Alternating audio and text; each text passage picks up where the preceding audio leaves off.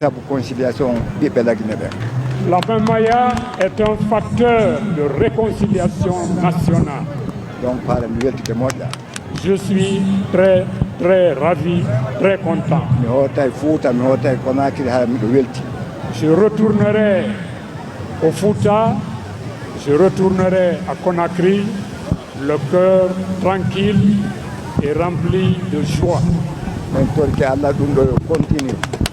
Nous prions le bon Dieu que cette action culturelle, cette action d'authenticité et d'intégrité puisse continuer tout le temps. Parce que cela renforce l'unité, cela crée la réconciliation, cela permet de conserver l'identité et l'originalité de la culture guinéenne.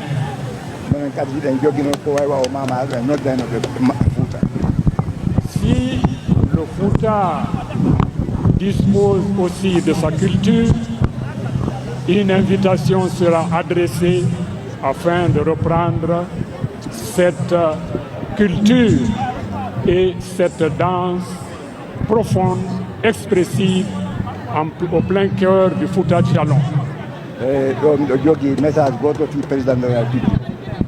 J'ai un message unique pour son Excellence, Monsieur le Président de la République.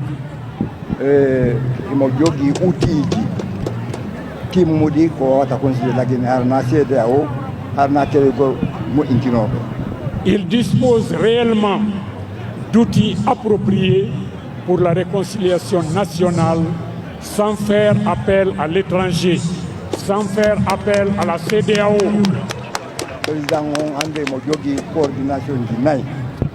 Le président de la République dispose aujourd'hui de 4 coordinations régionales.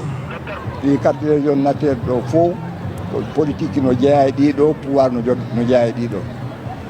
4 régions naturelles prises ensemble disposent chacune de principes et de modalités permettant d'aller vers l'unité. Donc, le président nous demandons donc honorablement au président de la République de ne pas chercher ailleurs d'intervenants ou d'intermédiaires pour la réconciliation nationale.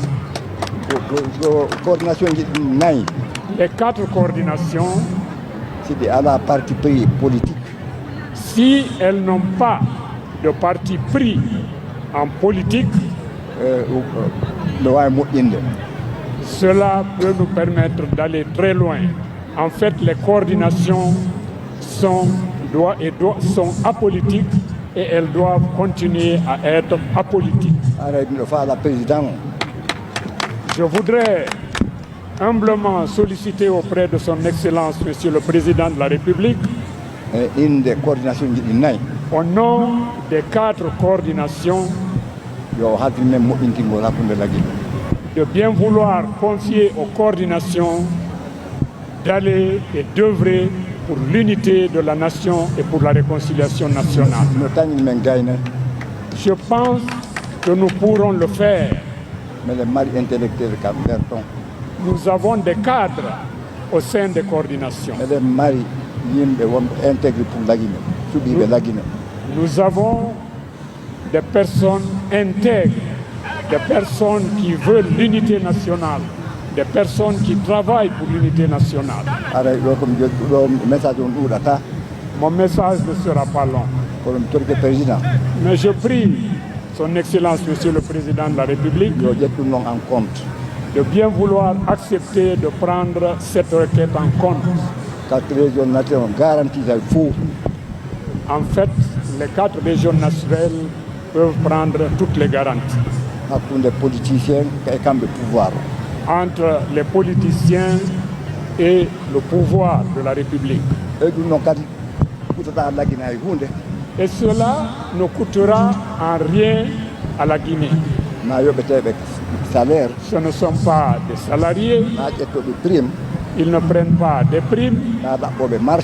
Ils ne cherchent pas des marchés. La Guinée, c'est pour tous, sans distinction. Et si ça marche, ça marchera pour tout le monde. Et si que Dieu nous préserve, ça se gâte, tout le monde en sera victime. Donc nous prions encore le président de la République. C'est ma seule requête. C'est pour concilier la Guinée. C'est pour la réconciliation des Guinéens. En tout cas, pour les populations, entre les populations, au fond, il y a la fraternité, il y a l'unité. Le problème, pour les partis politiques et pouvoir. Le problème, c'est entre les partis politiques et le pouvoir. Or, ceux qui sont aujourd'hui au sommet de l'État appartiennent respectivement à des coordinations. Ceux qui également sont dans la politique appartiennent aussi aux coordinations régionales. Donc, c'est dire que les 4 régions naturelles pourront vraiment régler l'essentiel des questions concernant ce secteur. C'est ce message que je voudrais adresser humblement à son Excellence, Monsieur le Président de la République. Aussi, j'ai un message pour la jeunesse. Nous demandons à toute la jeunesse de la Guinée de cesser les injures et les insultes dans les réseaux sociaux. Ils insultent les vieux. Ils insultent les chefs. Ils insultent les femmes.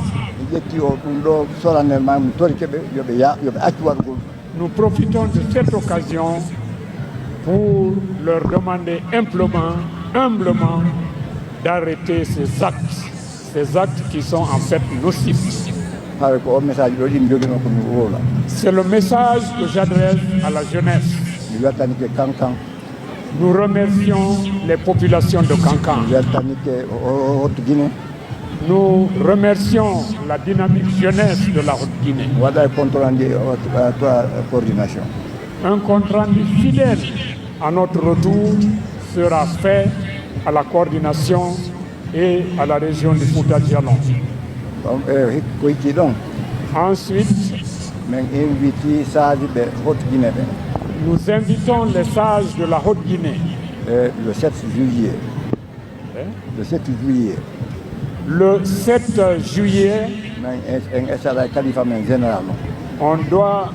le califat général du Fouta doit être installé le 7 juillet à l'Abbé. Ensuite, je voudrais dire au revoir aux braves et dynamiques populations de Kankan. Je rentrerai ce soir. Il y a eu le décès du très respecté calife de Koula. Sinon, je serais resté ici jusqu'à la clôture.